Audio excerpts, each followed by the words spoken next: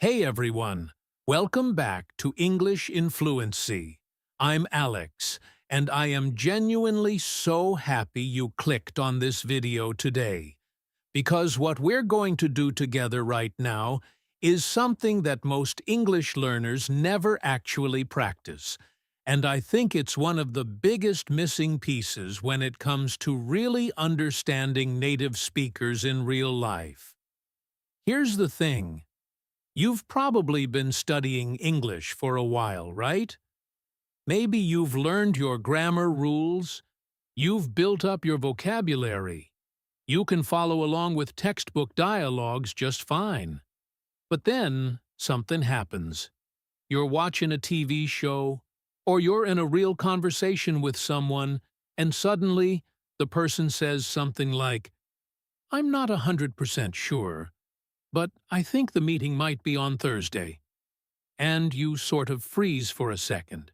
You understood all the words, but something about the way they said it felt different, uncertain, a little soft, and you weren't quite sure how to respond. That feeling right there?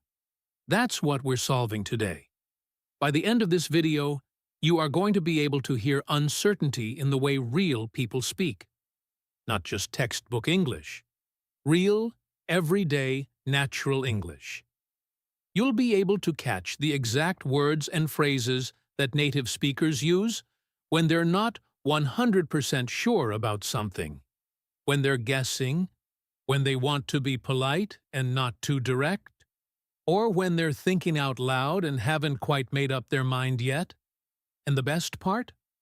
We're going to do this through conversations.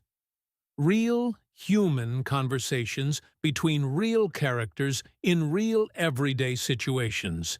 You're going to listen, you're going to understand, and you're going to practice. So if you're ready, let's go. Before we dive into the conversations, I want to give you a little foundation.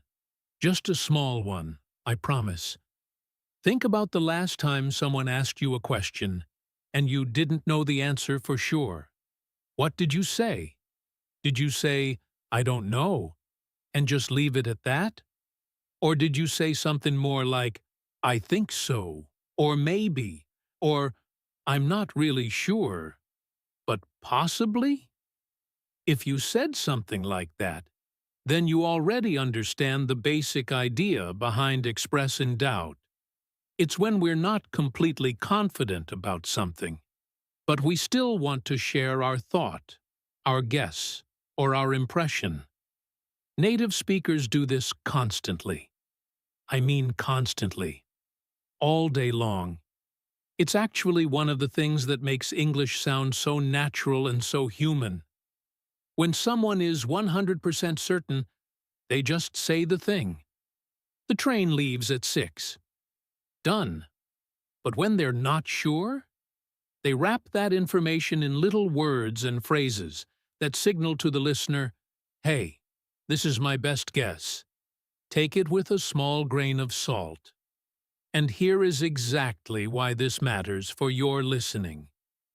If you don't catch those little signal words, you might walk away from a conversation thinking someone told you something as a fact, when actually they were just guessing. Or you might think someone sounds weird or hesitant for no reason, when actually they're using very normal, very natural English to express uncertainty. Missing those signals can lead to real misunderstandings in your day-to-day life. So what are those signals? Well, we're going to learn them today through conversations.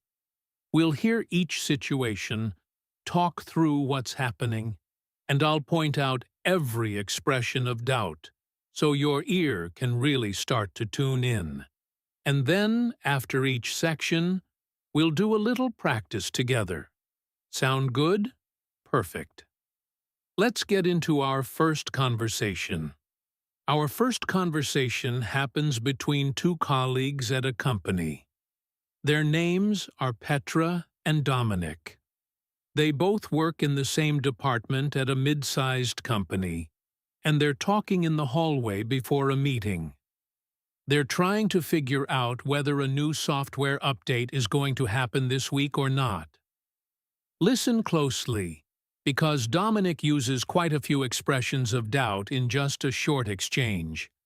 Petra says, "Hey Dominic, do you know if the system update is happening this week?" And Dominic replies, I'm not entirely sure, to be honest. I think I heard something about Friday, but I could be wrong. Someone mentioned it in the last team call, but I wasn't really paying attention." Petra says, "Oh, okay. So it might not happen this week at all?" And Dominic says, "It's possible. I mean, they might push it back. I'm pretty sure there were still some bugs they were working on. But don't quote me on that. I'd check with Morella if I were you. She probably knows more than I do." Okay, let's pause there for a second. Did you catch all of those? Let's go through them one by one, because Dominic was absolutely packed with expressions of uncertainty. And I want to make sure you didn't miss a single one. He started with, "I'm not entirely sure." This is one of the most common and most natural ways to express doubt in everyday English. Entirely is an adverb that means completely, totally, fully. So when Dominic says, "I'm not entirely sure," he's saying he has some idea, but it's not complete or solid. It's a very soft, polite way to begin. You'll hear this one all the time, in offices, in casual conversations, everywhere. Then he said, "I think I heard something." Two signals in one here. The word think is doing important work. When someone says, "I think," they're telling you this is their belief or impression, not a confirmed fact. And then, "I heard something" is also soft and vague. He didn't say, "I know for a fact." He said he heard something, which is second-hand, uncertain, maybe not completely reliable. Next came, "But I could be wrong." This one is very direct and very honest. It's basically an invitation to the listener to not fully trust what was just said. It's humble. It's real. Native speakers use this phrase all the time when they're sharing information they're not completely confident in. Then Petra mirrors the uncertainty back and says, "So it might not happen this week at all?" And she uses might. This is huge. Might is a modal verb, and it is one of the single most important words for expressing uncertainty in English. When you hear might, your brain should immediately register that whatever comes next is not certain. It's a possibility, maybe even a small one. Compare that to will, which signals certainty. It will happen on Friday. That's definite. It might happen on Friday. That's uncertain. Big difference. Small word. Massive impact on meaning. Dominic then says, "It's possible." Short, simple, powerful. This phrase immediately signals that something is not definite. It's in the range of things that could happen, but nothing is confirmed. Then, they might push it back. He uses might again. Double uncertainty here. He's saying it's a possibility that it won't happen on time. And notice how he starts with, "I mean," which is a very natural filler that native speakers use when they're thinking as they talk, when they're processing out loud. Then, "I'm pretty sure there were still some bugs." Now this one is interesting. Pretty sure might sound confident, but it actually signals a level of uncertainty. Pretty here doesn't mean beautiful. It's an adverb meaning fairly, somewhat, quite. So, "I'm pretty sure" is less confident than just, "I'm sure." It's like saying, "I believe this is true, but I'm leaving some room for it to be wrong." Another really natural expression you'll hear constantly. And then my personal favorite from this exchange, "But don't quote me on that," This is a wonderful, very casual phrase that native speakers use when they've just said something they're not completely confident about. Essentially, it means, "Don't hold me responsible for this information if it turns out to be wrong." It's a very honest, very human thing to say. If you hear someone say, "Don't quote me on that," you know what they just told you was a guess or an impression, not a confirmed truth. So let's count them. In just a few short exchanges, we had, "I'm not entirely sure," "I think I heard something," "I could be wrong," "might," "it's possible," "I'm pretty sure," and "don't quote me on that." That's a lot of uncertainty signals packed into one very short, very natural conversation. And this is exactly what real English sounds like. Now let's do a quick practice. I want you to think about this situation. Your friend asks you if a restaurant you both like is open on Sundays. You're not sure. You went there once on a Sunday, but you can't remember if it was open or if you went on another day. How would you answer? Try saying something out loud. Pause the video if you need to. Go ahead. Okay, here are some natural ways you might answer. You could say, "I think it's open on Sundays, but I'm not entirely sure." Or maybe, "It might be open, but you should probably check online." Or even, "I'm pretty sure I went there on a Sunday once, but don't quote me on that. I could be misremembering." All of these sound natural, real, and human, and they all communicate the same thing. I have an idea, but I'm not certain. Great. Let's move to our next conversation. This one is set in a different environment. We're now at a university. Two students, Yara and Theo, are talking after a lecture.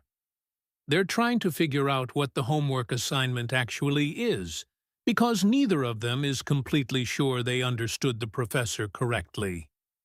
Yara says, "Wait, did Professor Renard say the essay is due next Monday or the Monday after?" Theo frowns and says, I'm not 100% sure. I thought he said next Monday, but honestly, I might have misheard. I was kind of zoning out near the end of the lecture." Yara says, "Ugh, me too. I think I remember him saying something about it being in 2 weeks, but I'm not completely confident about that." Theo nods and replies, "Right, it's hard to say. I suppose it could be either one. Maybe we should email him and check. Or possibly one of the other students knows." Yara says, "Yeah, probably. I have a feeling it's next Monday, though. Like, I can't be sure, but something about the way he said it made me think it was soon." Theo responds, Could be. I wouldn't want to assume, though. The last time I assumed something like that, I submitted the wrong thing and it was a bit of a disaster." Great conversation. Let's go through the key expressions. Theo's first response contains, "I'm not 100% sure." You'll hear this one a lot. 100% is very natural colloquial English for completely or fully. When you're not 100% sure, you're somewhat sure, but not completely. It's a really natural, friendly-sounding way to express uncertainty. Then he says, "I thought he said." Notice the past tense thought. When someone says, "I thought something was true," it often suggests they had that impression, but they're now questioning it. It's softer and less certain than "I think," which is already uncertain. "I thought" adds a layer of possible doubt on top of doubt. Really interesting, right? Then, "I might have misheard." The word might is back again, this time in the past. Might have, plus a past participle, is how we express uncertainty about something in the past. "I might have misheard" means maybe I heard it wrong, but I'm not sure. This is different from I misheard, which is stating a fact. I might have misheard is a guess about what went wrong. Theo also says, I was kind of zoning out. The phrase kind of is a very casual softener in spoken English. It means somewhat, sort of, a little bit. I was kind of zoning out is less direct than I was zoning out. It's a very natural, honest admission said in a gentle, self-deprecating way. Yara says, I think I remember him saying something about it being in 2 weeks, but I'm not completely confident about that. Let's pull this apart. I think I remember is layered uncertainty. She's uncertain about her memory, not just the fact itself. I'm not completely confident is similar to not entirely sure. These are all different ways of signaling the same thing. Less than 100% certainty. Then Theo says, it's hard to say. Wonderful expression. This is a very common way to say, I don't know for sure, without actually saying, I don't know. It sounds more thoughtful, more considered. It's hard to say suggests that it would take more information or more thought to give a clear answer. Then he says, I suppose it could be either one. Suppose is another great uncertainty word. I suppose is similar to I think, but with slightly more hesitation, a slightly more tentative feeling. And could be is another possibility expression, similar to might be, but perhaps feeling even a little more open-ended. Then there's maybe we should email him. Maybe is one of those fundamental uncertainty words that you absolutely need to recognize. When someone says maybe, they're not committing to a plan or a fact. They're floating an idea, suggesting a possibility. Maybe and perhaps are very close in meaning, with perhaps sounding a little more formal. Then Yara says, I have a feeling it's next Monday. Oh, this is a beautiful one. I have a feeling is a very natural, very human expression that signals intuition rather than knowledge. When someone says, I have a feeling, they're not claiming to know something as a fact. They're sharing a gut instinct, an impression. And gut instincts can be wrong, which is why this phrase signals uncertainty. It's warm. It's real. And you'll hear native speakers use it all the time. Then she says, like, I can't be sure. The word like here is being used as a casual filler or hesitation word. It doesn't add meaning the way it does in she's like my best friend. Here, it just softens the sentence, makes it sound more natural and casual. And I can't be sure is a direct expression of uncertainty. She has a feeling, but she's acknowledging she might be wrong. Theo ends with, I wouldn't want to assume. This is a very wise and very real thing to say. I wouldn't want to assume means he doesn't want to treat an uncertain guess as though it were a confirmed fact. It shows self-awareness about the nature of uncertainty. When you assume something, you treat it as true without verifying it. And as Theo points out, that can lead to problems. Let's practice again. Imagine a friend asks you what time a movie starts tonight. You looked it up a few days ago, but you can't remember exactly. How do you answer? Try it out loud. Here are some natural options. I think it starts around 7, but I'm not 100% sure. Or, it might be 7:30. I'd double-check, though. Or, I have a feeling it's at 7, but honestly, I could be wrong. I'd look it up just to be safe. All great, all natural, all full of appropriate uncertainty signals. Let's move to our third conversation now. This one is a little different. We're going to hear uncertainty expressed in a situation involving emotions and social dynamics. Two friends, Cleo and Marcus, are talking about a third friend, someone named Jade, who seemed a little off at a recent group gathering. Cleo is worried about Jade, but she's not sure what's really going on. Cleo says, "Did you notice that Jade seemed kind of quiet at the party last weekend? I'm not sure if something's wrong, but she seemed a bit different."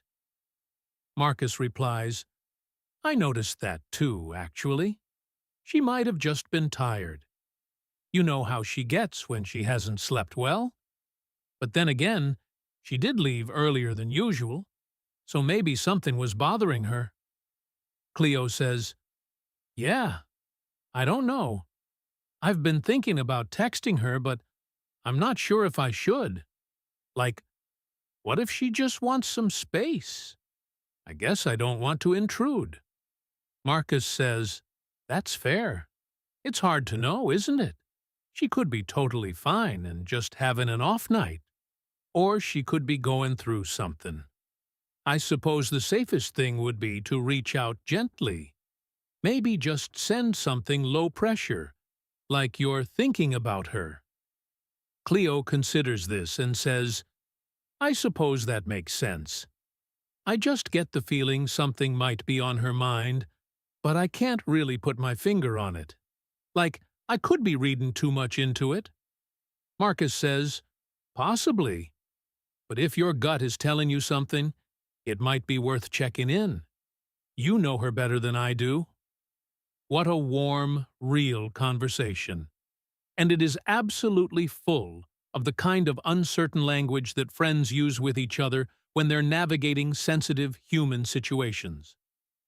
Let's dig in. Cleo starts with, "I'm not sure if something's wrong." Very direct expression of uncertainty. Simple, but important.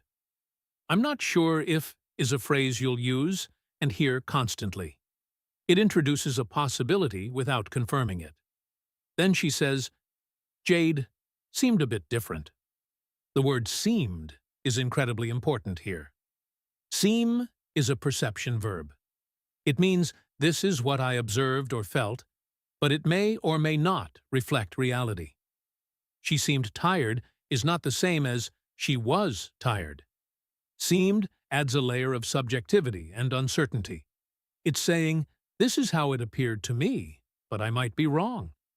Marcus says, she might have just been tired.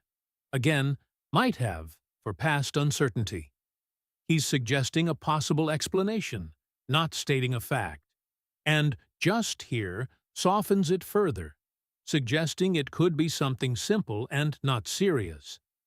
Then he says, "But then again."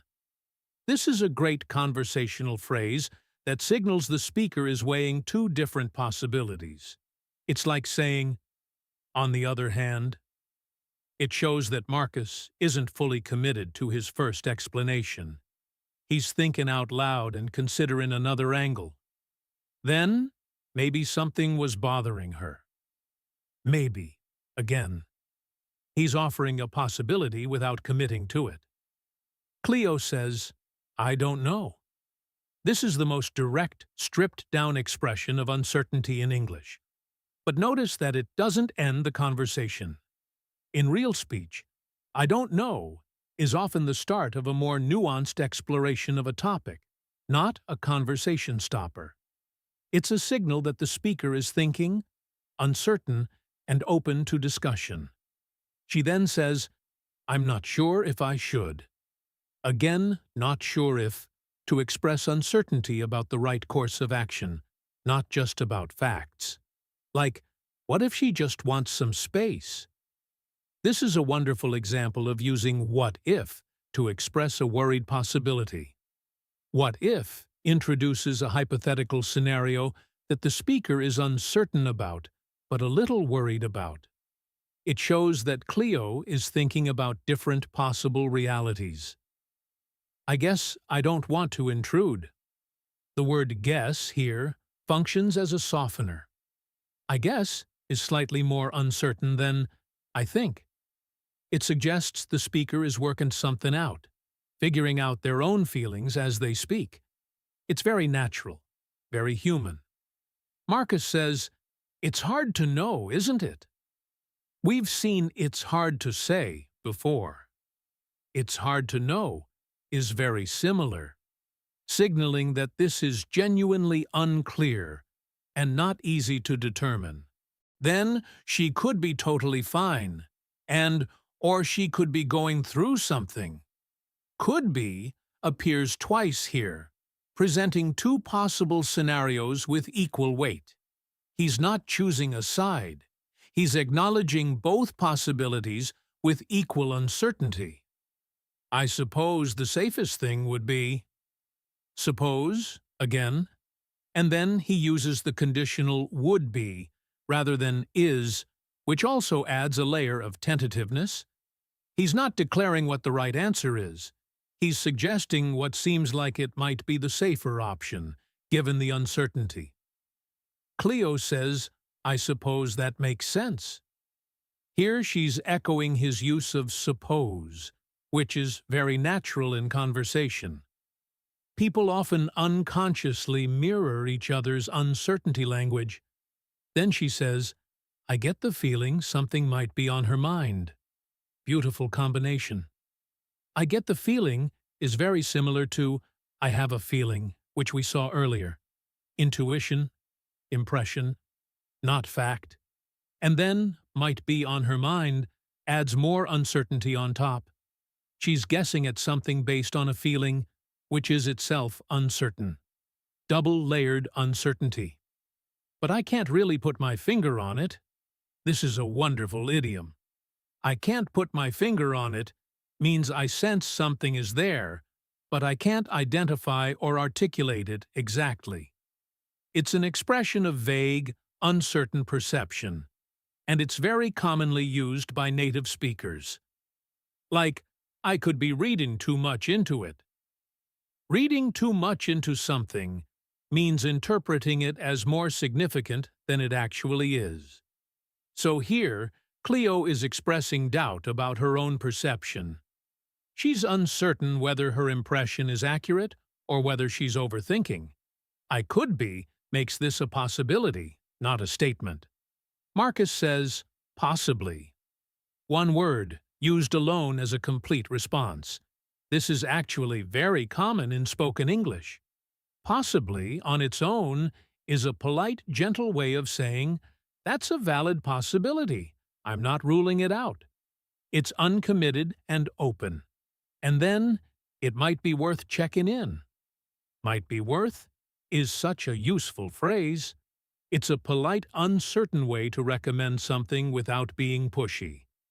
Instead of saying, "You should text her," Marcus says it might be worth doing it. Much softer, much less certain, and for that reason, much more respectful of Cleo's autonomy. Let me give you a practice moment here. Think about a situation where you're not sure if something is wrong with a friend or family member. How might you talk about it with another friend? Practice using some of the language from this conversation. Try something like, "I have a feeling something might be wrong, but I'm not sure. She seemed a bit off last time I saw her. Could be nothing. But then again, maybe she's going through something. I suppose I should reach out, but I'm not sure how." Hear how natural that sounds? Full of real, human uncertainty language? All right, let's do another conversation. This time we're in a very different setting. We're in a kitchen, and a couple, Nadia and Felipe, are trying to figure out a recipe. They're making something together for the first time, and neither of them is completely sure how to do it right. Nadia says, "Okay, so the recipe says to bake it at 180, but I'm not sure if that's fan-forced or regular. Do you know?" Felipe replies, I think it probably means regular, but to be honest, I'm not completely sure. Fan-forced is usually a bit hotter, right? So maybe we should go a bit lower if we use fan-forced. Nadia says, "That sounds right, but I'm not entirely certain. I feel like I've heard something like that before, but I might be mixing it up with something else." Felipe says, "Well, I suppose we could just try and see how it goes. If it looks done earlier than expected, we'll know the heat was higher than we thought." Nadia laughs and says, "I guess that works. I'm probably overthinking this. It'll likely turn out fine." Felipe says, "Probably. I mean, it can't be that different, can it? I'm fairly confident it'll be okay either way." Short, warm, funny, and full of uncertainty language. Let's look at what's in here. "I'm not sure if" opens the conversation, as we've seen before. Nadia is introducing a specific area of uncertainty, not just saying she doesn't know something in general. Felipe says, "I think it probably means regular." Two uncertainty markers together. Think and probably. Probably is a really important one that we haven't focused on yet. Probably means likely, more likely than not, but not certain. So when someone says something probably is true, they're expressing quite a high level of confidence, but still leaving room to be wrong. It's more confident than maybe, but less confident than definitely. Think of it on a scale. Maybe, possibly, probably, likely, definitely. Probably sits near the high end, but is still not certain. But to be honest, I'm not completely sure. To be honest, or honestly, is often used as a softener before admitting uncertainty or saying something the speaker isn't fully confident about. It signals openness and a willingness to be imperfect. Then he says, "Fan-forced is usually a bit hotter, right?" The question tag "right" at the end turns a statement into a check for agreement. It signals that the speaker is not completely certain and is seeking confirmation. This is a very common way to express uncertainty while still contributing a thought. So, maybe we should go a bit lower. Maybe used in the context of making a decision rather than stating a fact. Very natural. Nadia says, "That sounds right." Sounds right is not is right. It's an impression, a perception. Another way of saying something seems correct without fully confirming it. But I'm not entirely certain. We've seen entirely before. Clean, clear expression of less than full certainty. I feel like I've heard something like that before.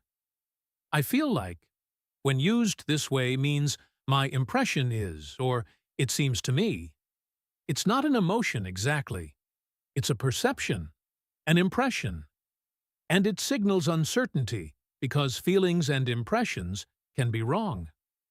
Native speakers use "I feel like" this way constantly in everyday conversation. But I might be mixing it up with something else. Might be mixing it up means she might be confusing it with something different. This is a very honest, self-aware expression of uncertainty about her own memory and knowledge. Felipe says, "I suppose we could just try and see." "I suppose," again, followed by the word "just," which acts as a minimizer, making the suggestion feel small and casual. Very natural.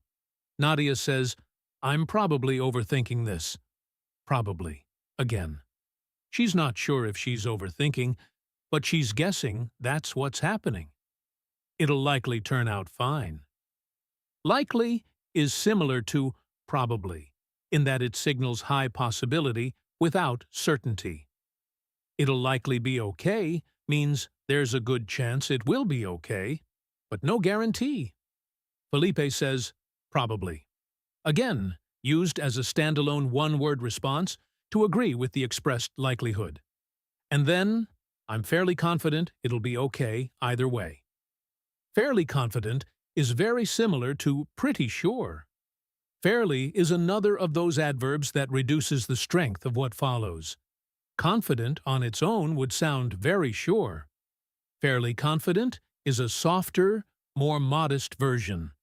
So in this conversation we heard, probably, maybe, sounds right, not entirely certain, feel like, might be mixing it up, I suppose, likely, fairly confident.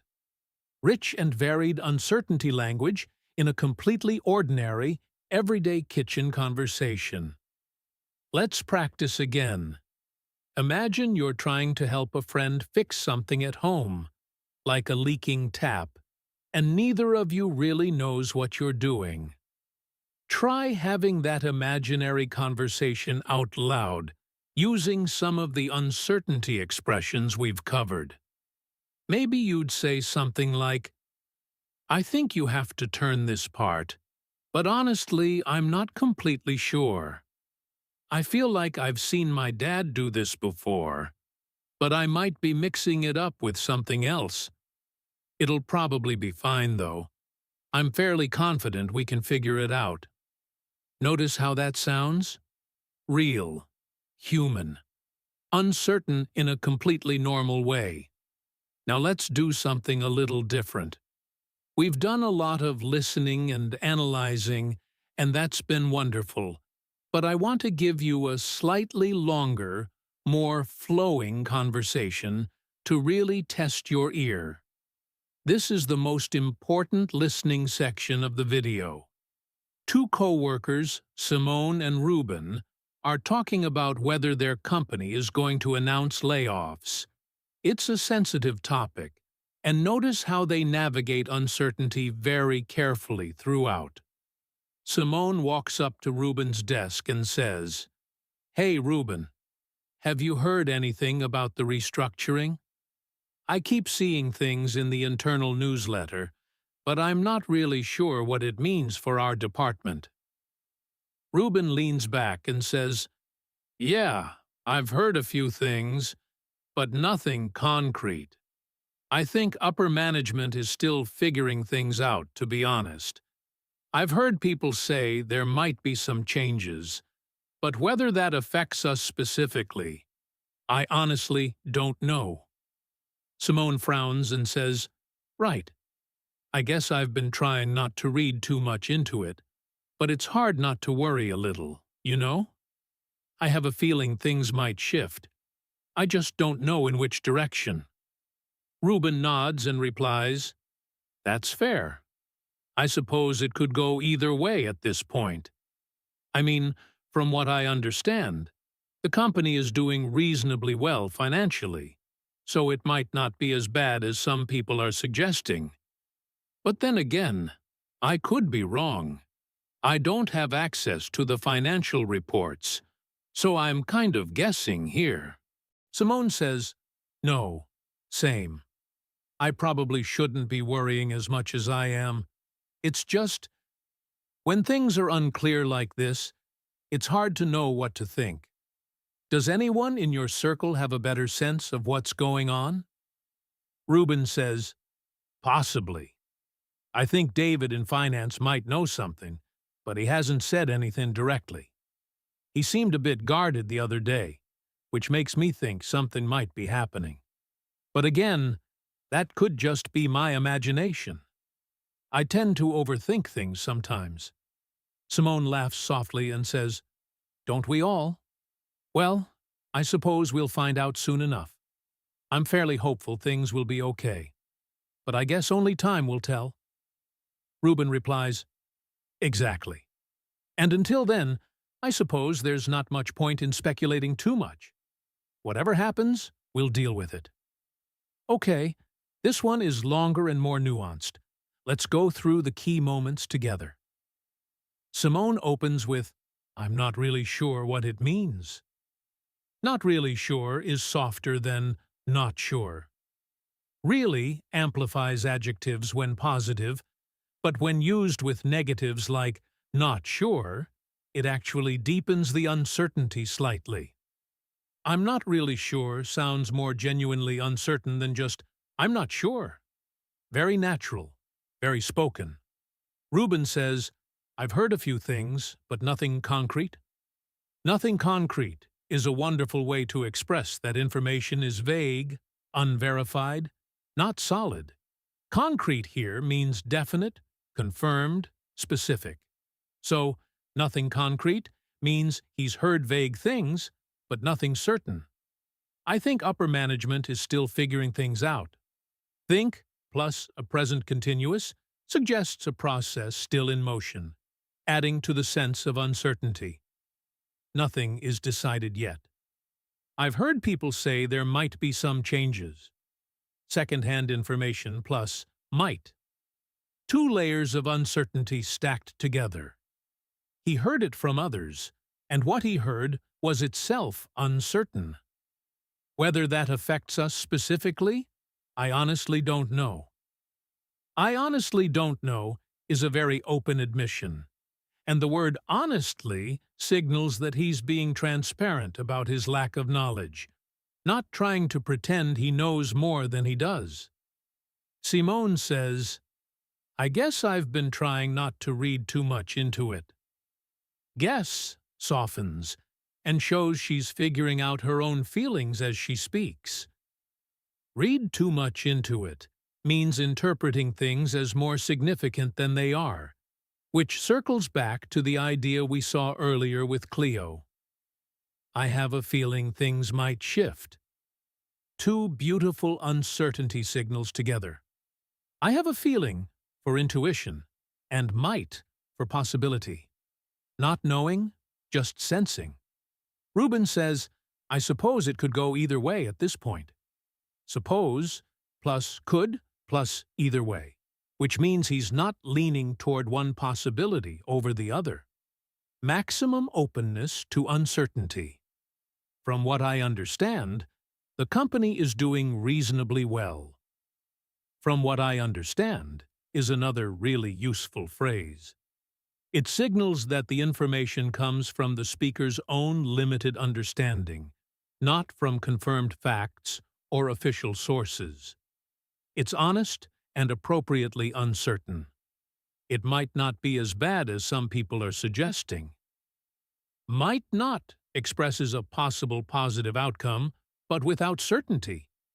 Some people are suggesting is also uncertain and vague about sources. But then again, I could be wrong. We've seen but then again, and could be wrong before. He's walking back his slight optimism immediately, keeping the uncertainty balanced. I don't have access to the financial reports, so I'm kind of guessing here. I'm kind of guessing here is such an honest, human thing to say. Kind of softens guessing slightly, making it feel less random, but it still clearly signals that what he's saying is not based on solid information. Simone says, I probably shouldn't be worrying as much as I am. Probably shouldn't expresses something that is likely but not certain to be true about her behavior. Very human self-awareness combined with appropriate uncertainty. It's hard to know what to think. This is close to it's hard to say and it's hard to know.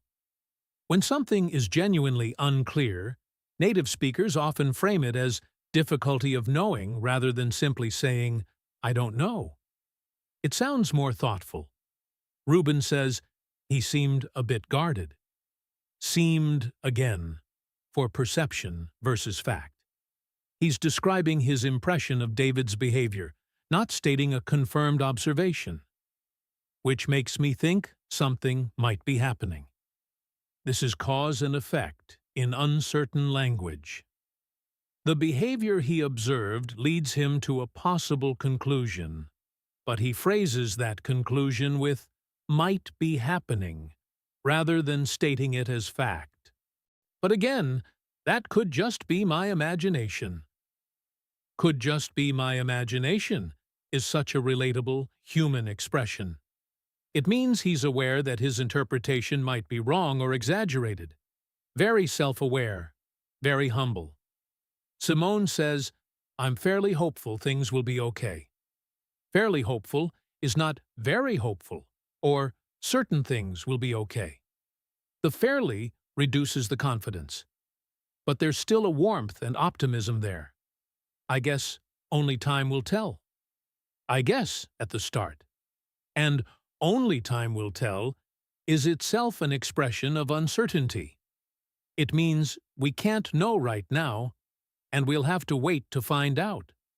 One of the most common expressions of uncertainty in English, especially when talking about the future. Reuben ends with, "I suppose there's not much point in speculating too much." Speculating means making guesses about something uncertain. He's acknowledging that they've both been doing that, and that it might not be the most productive thing, given how uncertain everything is. This conversation was dense with uncertainty language, and I hope you really heard how natural it all sounded. None of it felt strange or awkward. It all flowed. That's because expressing doubt and uncertainty is completely normal in everyday English. It's one of the signs of a truly fluent speaker, someone who can communicate not just the content of what they know, but also the confidence level with which they know it. Now I want to do something a little bit different. I want to collect all the expressions we've heard today and organize them just a little in your mind. Not with bullet points or boring grammar charts, but just by talking through them so you can hear and feel the patterns. Think of uncertainty expressions as coming in three big families. The first family is the I think family. These are expressions where the speaker is sharing their personal belief, impression, or guess. They include I think, I believe, I suppose, I guess, I assume, I imagine, I feel like, I get the feeling, I have a feeling, from what I understand, it seems to me. All of these signal that what follows is the speaker's subjective impression, not confirmed fact. The second family is the maybe family. These are single words or short phrases that signal possibility without commitment. They include maybe, perhaps, possibly, probably, likely. It's possible, it could be, it might be, there's a chance. Each of these sits at a different point on the certainty scale. Possibly is more uncertain than probably, which is more uncertain than likely, which is more uncertain than definitely. Getting a feel for these gradations will really help your listening comprehension. The third family is the I'm not sure family. These are expressions that directly state limited knowledge or confidence. They include I'm not sure, I'm not entirely sure, I'm not completely certain, I'm not 100% sure, I don't know, it's hard to say, it's hard to know, I can't really say, I'm kind of guessing here, I could be wrong, don't quote me on that, I might be mistaken. These are some of the most direct and honest expressions of uncertainty in English. Notice how all three families exist on a spectrum. You can be a little uncertain or very uncertain. You can be guessing slightly or guessing wildly, and the expressions you choose signal exactly where on that spectrum you are. That's part of what makes English so rich and so nuanced in real conversation. Let's do one final full conversation. This one involves a family situation. A mother, Vera, is talking with her teenage daughter, Isla, and her husband, Grant, about whether they should go on a road trip for the upcoming school break. Nobody is sure if the timing is right, and the conversation is full of gentle, family-style uncertainty language.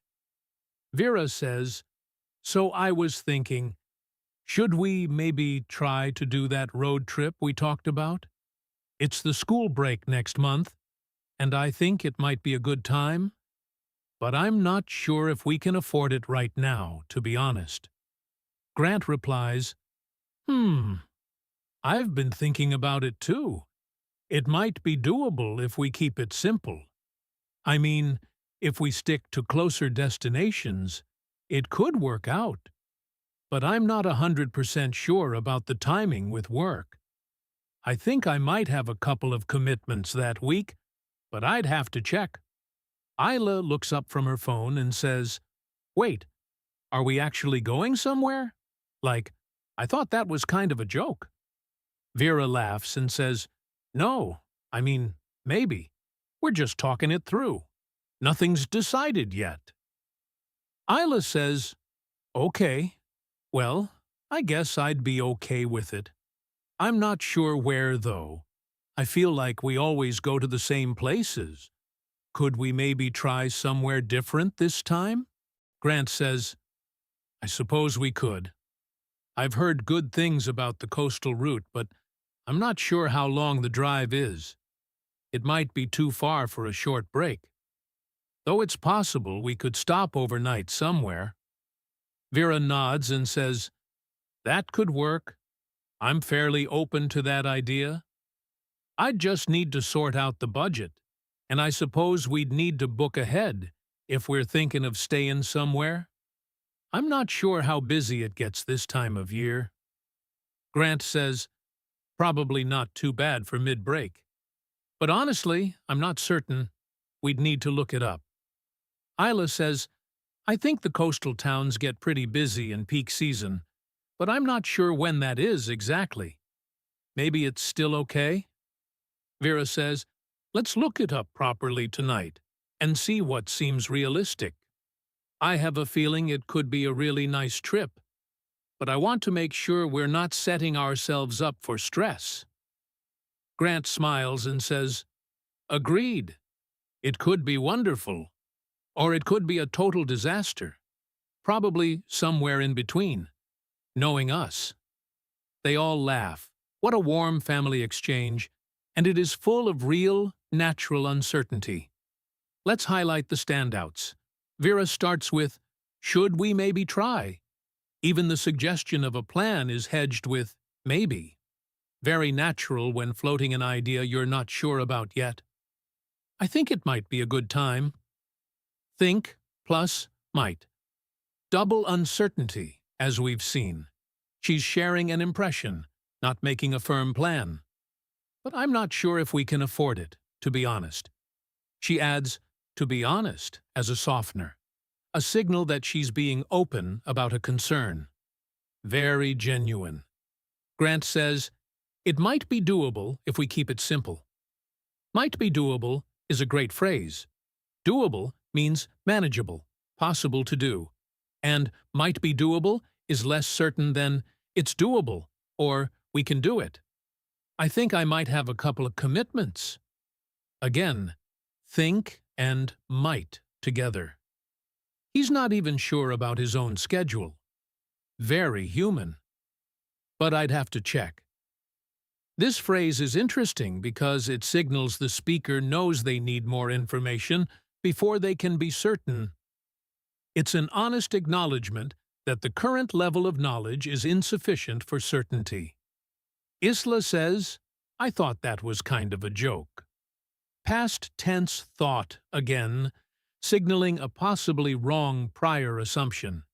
And kind of a joke is softening what might otherwise sound harsh. Vera says, "No, I mean, maybe. We're just talking it through. Nothing's decided yet." "Nothing's decided yet" is a very clean expression of open uncertainty. A situation is still in discussion, still open to many possible outcomes.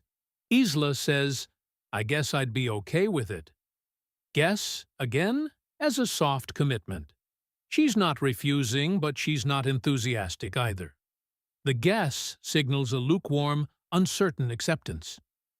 "I feel like we always go to the same places." Feel like, for subjective impression. She's not saying they definitely do. She's sharing how it feels to her. Grant says, "I suppose we could." We've heard "suppose" many times now. It's becoming familiar, right? Good. That familiarity is exactly what will help you catch it in real speech. I've heard good things about the coastal route. Second-hand, unverified information. Classic source of uncertainty. I'm not sure how long the drive is. Direct uncertainty about a fact. It might be too far for a short break. Might be too far is a gentle way of expressing a concern without shutting down the idea completely. Though it's possible we could stop overnight. It's possible, again, offering a solution to the concern with appropriate uncertainty. Vera says, I'm fairly open to that idea. Fairly open is softer than completely open. It means she's receptive, but not completely committed. I suppose we'd need to book ahead. Suppose, making a careful suggestion without being forceful. I'm not sure how busy it gets this time of year. Honest admission of a gap in knowledge. Grant says, probably not too bad. But honestly, I'm not certain. Short, direct combo of probably and not certain. Beautiful economy of uncertainty language. Isla says, I think the coastal towns get pretty busy in peak season, but I'm not sure when that is exactly. Layered uncertainty again. She's guessing about something based on a general impression, and she admits she doesn't know the specific timing. Maybe it's still okay? Ending a statement as a question with maybe is a really natural way to float an uncertain hope. She wants it to be true, but she doesn't know. Vera says, I have a feeling it could be a really nice trip. I have a feeling for intuition and could be for possibility. Warm, hopeful uncertainty. But I want to make sure we're not setting ourselves up for stress. This shows that she's aware of the uncertainty and wants to gather more information before committing. Very responsible, very real. And Grant ends with, it could be wonderful, or it could be a total disaster, probably somewhere in between, knowing us. 3 uncertainty expressions in one sentence. Could be, and probably. And knowing us adds a self-aware, affectionate, slightly joking quality. It's a beautiful final note. Okay, we've gone through a lot together today. 5 full conversations, all full of real, natural uncertainty language. And I think you're already starting to hear these expressions differently than you did at the beginning of this video. That's the whole point. This is how your listening improves. Not by memorizing lists, but by hearing language in context, again and again, until it sounds familiar and your brain starts to recognize it automatically. So let me give you a few final thoughts before we wrap up. The first thing I want you to take away is this. Uncertainty is normal.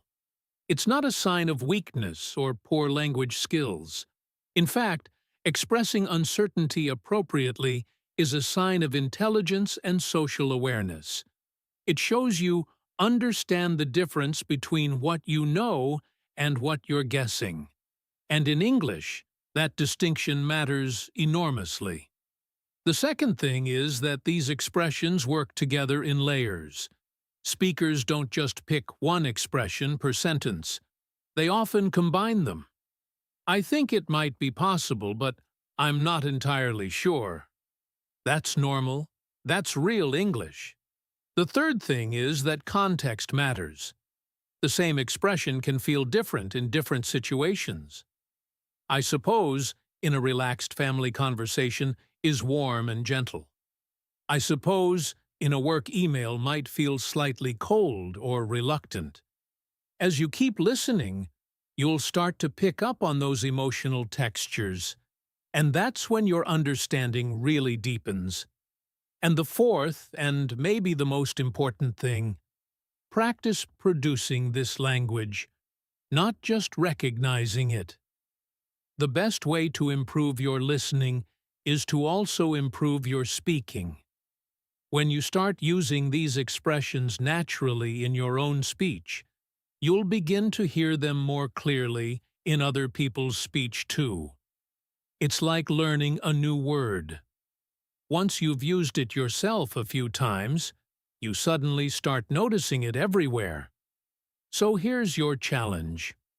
Over the next few days, I want you to pay attention in any English listening you do, whether that's a podcast, a show, a movie, or even a real conversation. Every time you hear someone express doubt, I want you to catch the exact word or phrase they used. Maybe even write it down. And then try to use it yourself in your next English conversation or practice session.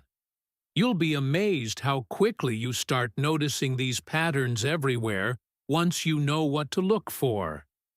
It's like getting a new pair of glasses. Suddenly, you can see things that were always there, but were just a bit blurry before. I am really proud of you for sticking through this entire lesson. We covered a huge amount of ground today, and you did it.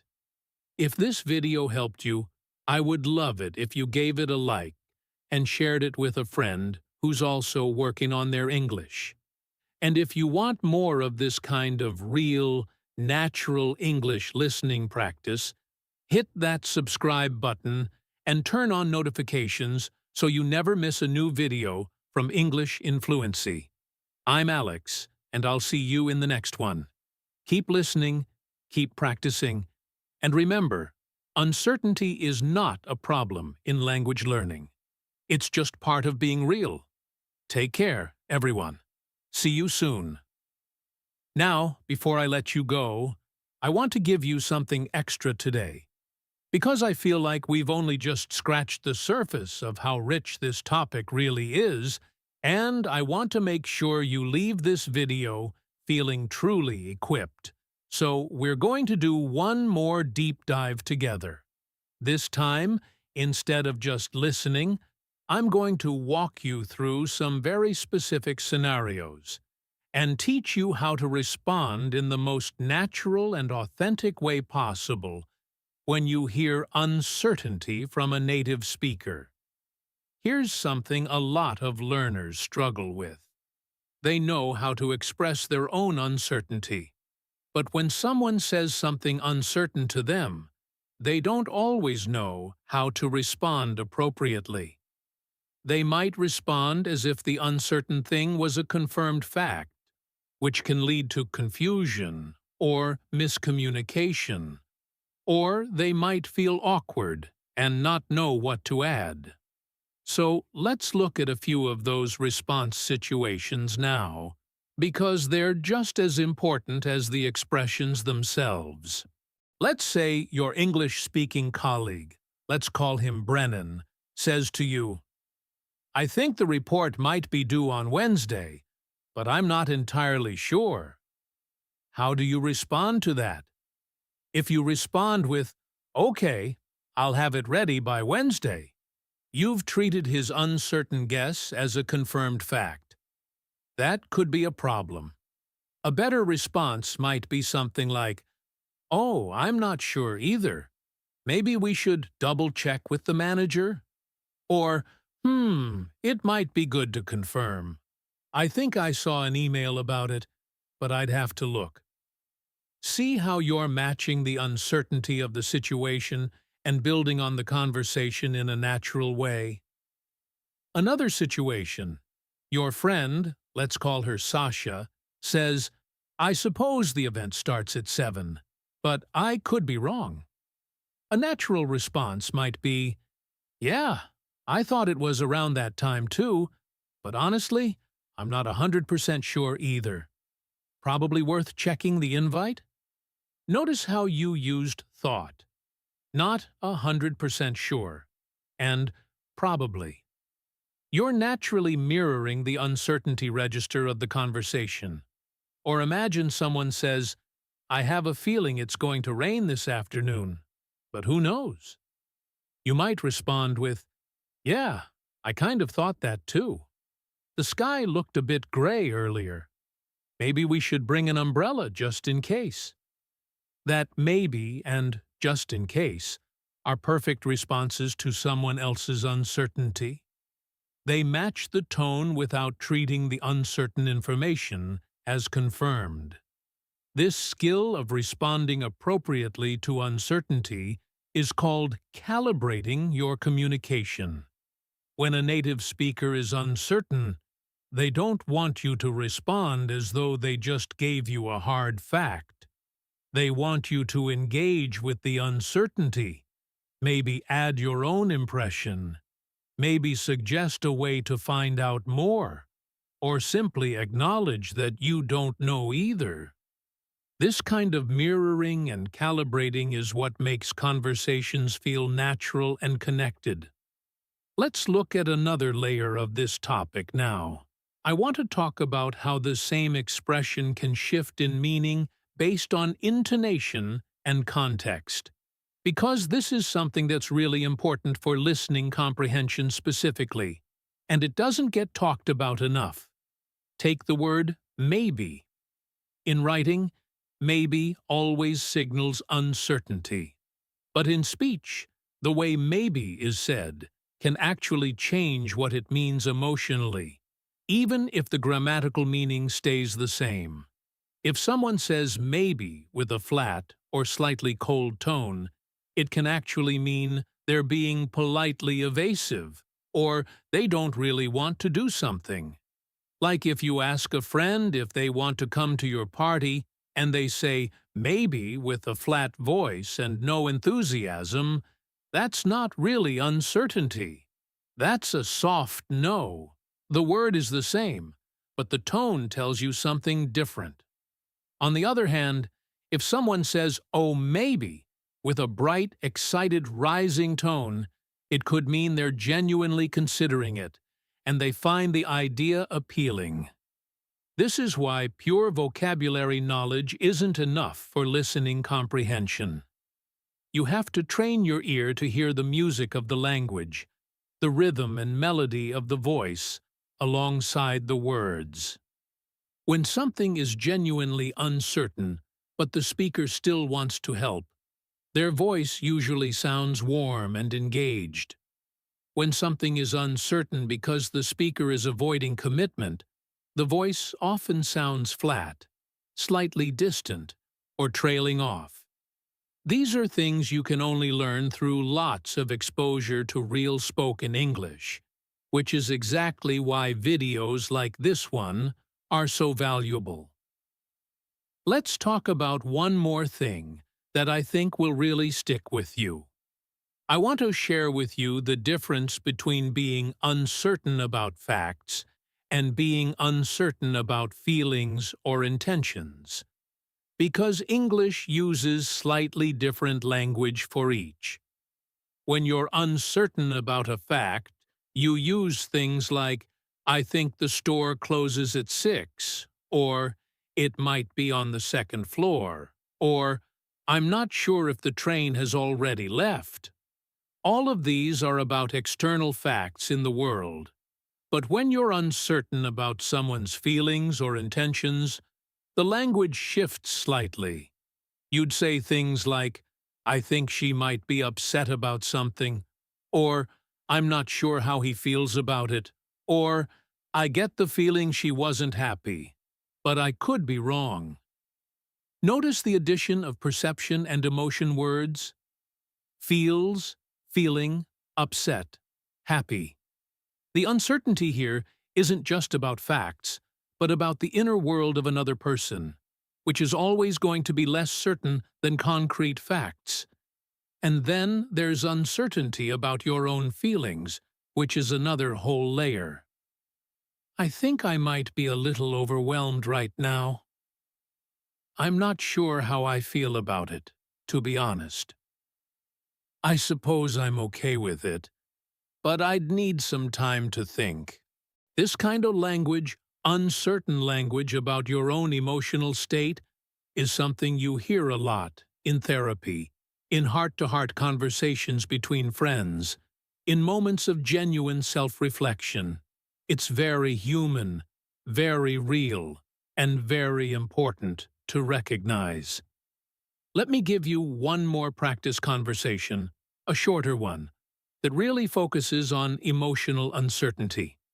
Two old friends, Leonie and Carter, are catching up after a long time apart. Leonie has just come back from living abroad for 2 years, and Carter is asking how she feels about being back. Carter says, "So, how does it feel? Being back home after 2 years?" Leonie pauses and says, "Honestly, I'm not entirely sure. I think I'm happy to be back, but it's weird. Like, I kind of feel like things have changed, but I'm not sure if it's the place that's changed or if it's me. Does that make sense?" Carter nods slowly and says, "Yeah, actually. I suppose that's kind of what happens when you go away for a long time. It's hard to know what to expect when you come back." Leonie says, "Exactly. And I think I expected to feel more relieved, or like, settled. But I'm not quite there yet. I might just need some time to readjust. I suppose it'll take a while." Carter says, "That makes sense. I imagine it's a lot to process. Do you think you'll stay long-term?" Leonie says, "I honestly don't know. I have a feeling I might want to go back eventually. But I'm not sure yet. I guess it depends on how things unfold here. Too many things still up in the air." Carter smiles gently and says, "Well, I'm glad you're back for now. Whatever happens." Beautiful. Just gorgeous. Listen to how naturally uncertainty flows through that conversation. Leonie doesn't know how she feels. She's not sure if things changed or if she changed. She's not sure if she'll stay or go. And all of that uncertainty is expressed beautifully with language we've been practicing all throughout this video. "I'm not entirely sure. I think I'm happy, but I kind of feel like I'm not sure if I might just need. I suppose it'll take. I honestly don't know. I have a feeling I might. I guess it depends." Every single one of those is a real expression of genuine, nuanced uncertainty about a deeply human situation. And Carter's responses? Perfect. I suppose that's kind of what happens. It's hard to know. I imagine it's a lot to process. He's meeting her uncertainty with his own gentle uncertainty. He's not trying to give her definite answers about something that isn't definite. He's joining her in the uncertain space and offering warmth without false certainty. That is such a mature and beautiful use of language, and it's completely normal in English conversations between close friends. Now let's talk about one more dimension that's really going to help you as a listener. I want to talk about what I call uncertainty fillers. These are the little sounds and words that speakers use while they're in the process of being uncertain, while they're thinking, while they're forming their impression. You absolutely need to be able to recognize these because they come before the actual uncertainty expressions, and they signal that something uncertain is about to be said. Things like, well, I mean, you know, like, kind of, sort of, actually, and honestly at the start of a sentence. These aren't meaningless filler words. They're doing real work. They're setting the register of what's about to come. When someone starts a response with a long, followed by, "Well, I think maybe," you know right away that what follows is going to be tentative and uncertain. Your brain should prepare to receive an impression or a guess, not a confirmed fact. Conversely, when someone starts with a very clear, direct yes or no, followed by a confident statement, they're signaling certainty. The way someone begins a response tells you a lot about the certainty level of what follows. Training your ear to catch these opening signals will massively improve how quickly and accurately you process what you hear. Let's do a quick contrast exercise. Think about how differently these two responses feel, even before the content of the answer. Response 1, yes, the meeting is at 3. Response 2, well, I think it might be around 3, but I'm not 100% certain. Same basic information, completely different certainty levels. And you could tell that before you even got to the actual time, just from the opening sounds. Yes, the meeting is at 3. Direct, certain, final. Well, I think it might be around 3. Hesitant, searching, unsure. These openings are signals. Learn to read them. Let me give you a few specific examples of what I mean by opening signals. When someone starts with, well, the thing is, they're usually about to introduce something nuanced or slightly complicated. When someone starts with, honestly, they're about to say something they might be a little unsure about or something that requires candor. When someone starts with, to be fair, they're about to offer a balancing perspective, which often comes with some uncertainty about which side is right. When someone starts with, I mean, they're usually thinking as they talk, which means the sentence that follows might be a little less polished or certain than usual.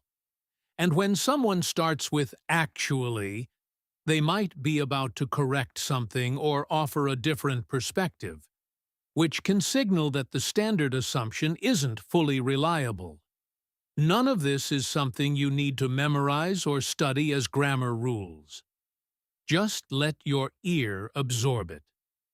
Over time, through exposure, these patterns will become second nature. You'll start to feel the certainty level of what someone is saying even before you consciously process the specific words. Okay, I want to do one absolutely final exercise with you before we close out. I'm going to say a few sentences to you, and I want you to decide, is the speaker expressing high certainty, medium certainty, or low certainty? Say your answer out loud or just think it. Here we go. First sentence. I'm fairly confident we can finish this by Friday. Think about that for a second. Fairly confident. That's medium to high certainty. Fairly softens confident, but it's still expressing a positive expectation.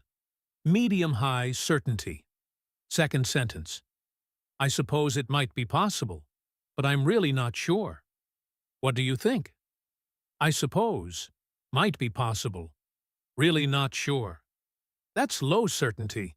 The speaker is very unsure and is barely committing to even a possibility. Third sentence. It'll probably be fine. I'm pretty sure I've done this before. Probably and pretty sure. Both signal medium-high certainty. The speaker is fairly confident, but leaving a small margin for error. Fourth sentence. I have a feeling it might work out, but I could be completely wrong. I have a feeling. Might work out. Could be completely wrong. That's low to medium uncertainty. They have a hopeful impression, but they're acknowledging they might be very wrong. Low-medium certainty. Fifth sentence. From what I understand, they're planning to launch next month, but I'd double-check. From what I understand, plus I'd double-check. Medium certainty. They have some information, but they're not sure it's fully reliable, and they're explicitly suggesting verification. Medium certainty. How did you do? If you got those right, or even mostly right, your ear is already tuning in. That's real progress, and you should feel genuinely good about that. I know this was a long session today. We went deep, and we covered a lot. But I really believe that this kind of in-depth, nuanced practice is what actually moves the needle for B1 and above English learners. It's not about memorizing more words. It's about understanding how language really works when real people use it to communicate real things in real life. Expressing and catching uncertainty is one of those deeply human communication skills that makes you feel like you're really inside the language rather than just looking at it from the outside. And I want you to feel that.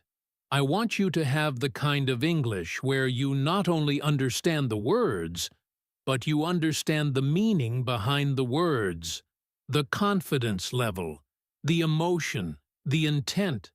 That's the kind of English that lets you have real conversations, real relationships, real connection with people from all over the world, and that's worth every minute you put into practicing it. So once again, from all of us here at English in Fluency, thank you so much for being here today. I'm Alex, and it has been an absolute pleasure spending this time with you. If you haven't already, please hit like and subscribe. Leave me a comment below telling me which expression from today was your favorite or which one surprised you the most. I read every comment, and I genuinely love hearing from you. Keep going, keep listening, keep practicing, and I'll see you in the very next video. Take care.